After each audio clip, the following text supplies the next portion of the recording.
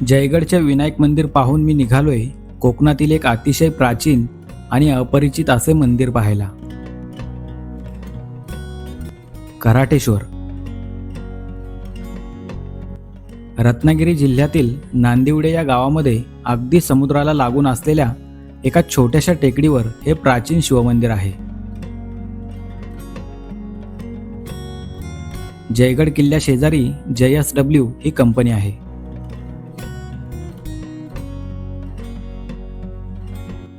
या कंपनीच्या डाव्या बाजूने जाणारा एक रस्ता आपल्याला या मंदिरापर्यंत घेऊन जातो. इथे समोर रोड आहे. ह्या रोडने JSW कंपनीच्या बाजूने आल्यानंतर इथे गाड्या पार्क करायच्या आणि त्या झाडांच्या खाली ते मंदिर आहे. इथे प्रवेशद्वार आहे आणि त्याच्यातून खाली असा पायऱ्यांचा मार्ग आहे. पायऱ्या उतरून आल्यानंतर इथे मध्ये उंबराचं झाड आहे. परत इथे बाजूला एक गणपतीचं छोटंसं मंदिर आहे. इथून परत पायऱ्या उतरायच्या आणि मग खाली हे मंदिर आहे. आणि विशेष म्हणजे हे मंदिर अगदी समुद्र किनाऱ्याला लागून आहे.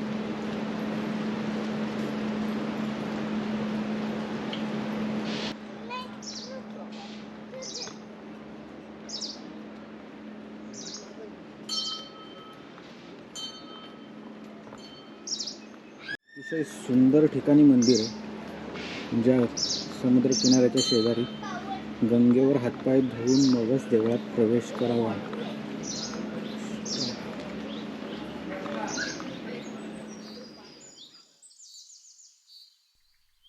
या मंदिरात गणपतीची संगमरवरी मूर्ती ठेवलेली आहे.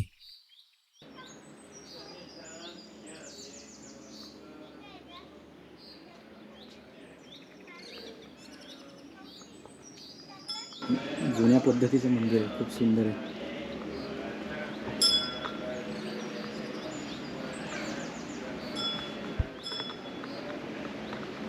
दीपमाळ आहेत समोर.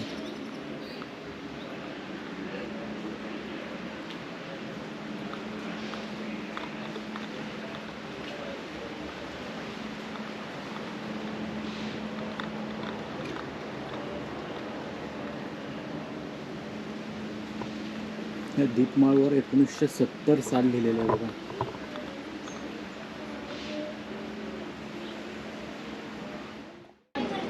इथे पायऱ्या उतरून आल्यानंतर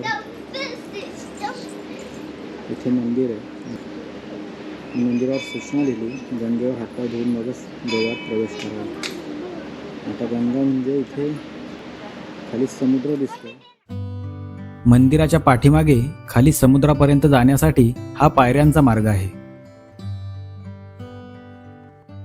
हे मंदिर किती जुनं असेल बघा. हे खाली भिंतींचे जुने अवशेष दिसत आहेत आणि त्याला त्या खिडक्या पण आहेत, पण ते झाडं त्याच्यामध्ये उडले. अगदी समुद्रापर्यंत जायला असा पायऱ्यांचा मार्ग आहे. आणि इथे हे बघा, मला वाटतं पूर्वी इथे पण मंदिर असेल, कारण की त्याचे अवशेष पूर्ण असे दिसत आहेत इथे. आणि जमीन खचल्याप्रमाणे खचले खाली बघा.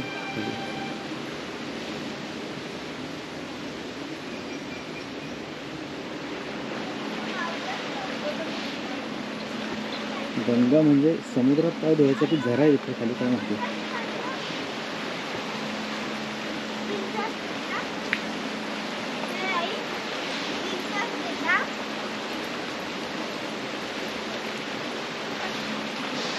सुंदर ठिकाण आहे रे. हे बघा, हे समुद्रामधूनच हे तट बांधलेले आहेत पूर्वी. म्हणजे वास्तू किती जुनी असेल पण ते कोणाला माहिती नाही आहे.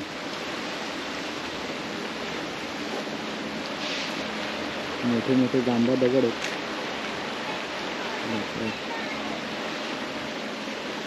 इथे गंगा आहे.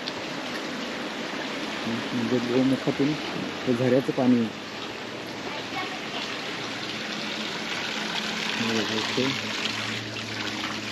वरतून हे झऱ्याचं पाणी येतं आणि हे पूर्वीचं पाण्यासाठी मार्ग तयार केलेले बघा अजून दिसतात.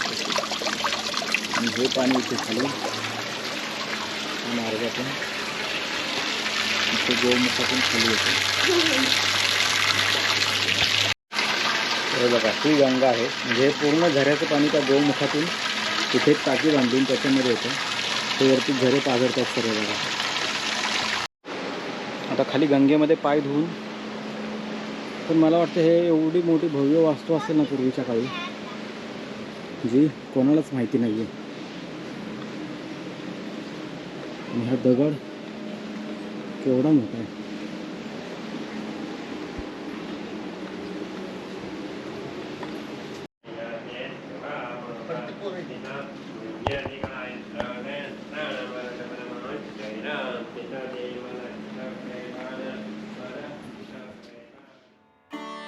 कराटेश्वराचे हे शिवमंदिर हे शिलाहार काळातील.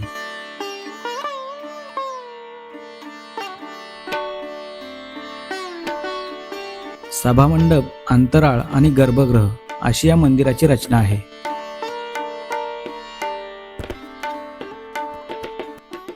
जांभ्या दगडाच्या खडकाला स्थानिक भाषेमध्ये काटा कराटा असे म्हटले जाते. या कराट्यावर हे शिवलिंग सापडले, म्हणून या देवाला कराटेश्वर हे नाव पडले.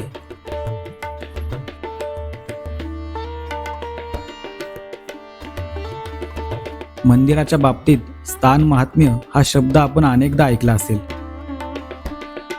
याची प्रचिती घ्यायला इथे यायला हवे.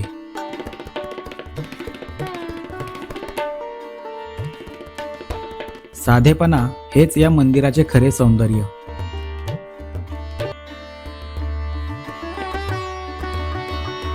सन 1600, 1764, 1921 आणि 1970 अशा 4 वेळा या मंदिराचा जीर्णोद्धार झाला आहे. सन 1637 मध्ये विश्वनाथ पित्रे या पंडितांनी लिहिलेल्या वाडेश्वर महात्म्य या ग्रंथामध्ये या मंदिराचा उल्लेख आढळतो. इथे बसून ध्यान करण्यामध्ये काही वेळ घालवला की शांततेचं अस्तित्वही आपल्याला जाणवू लागतं.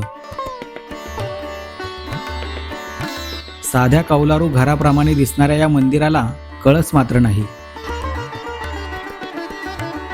आता कौलारू रचना असलेल्या या जागेवर पूर्वी फक्त गवताने शाकारलेली एक छोटीशी घुमटी होती. मंदिराच्या शेजारी औदुंबराचा हा जुना वृक्ष आहे.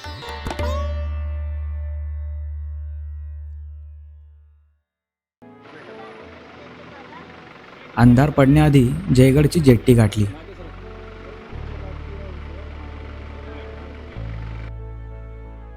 जयगड ते तवसाळ ही खाडी पार करण्यासाठी इथे फेरी बोटची सोय उपलब्ध आहे.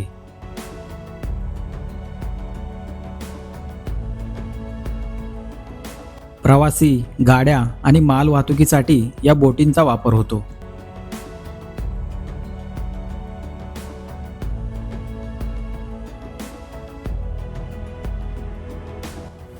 यासाठी कारचे 200 रुपये आणि प्रति व्यक्ती 30 रुपये एवढे प्रवास शुल्क आकारले जाते. याने आपला वेळ देखील वाचतो आणि इंधनाचा खर्च सुद्धा.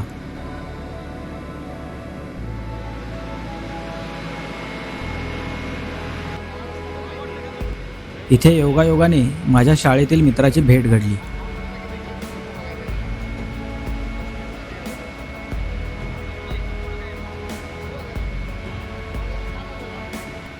बाईक सोबत या बोटींमधून मी अनेकदा प्रवास केला आहे.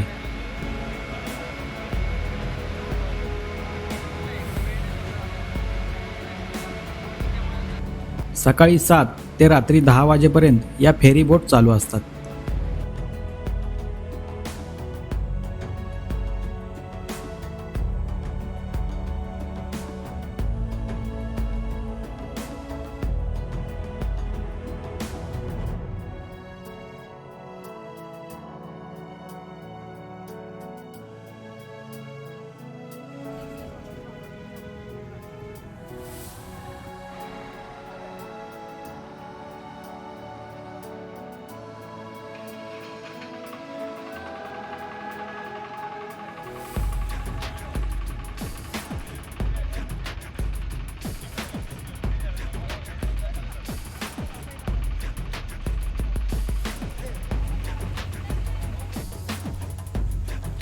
अंधार पडण्याआधी मुक्कामाचे ठिकाण असलेले गुहागर गाठायचे होते.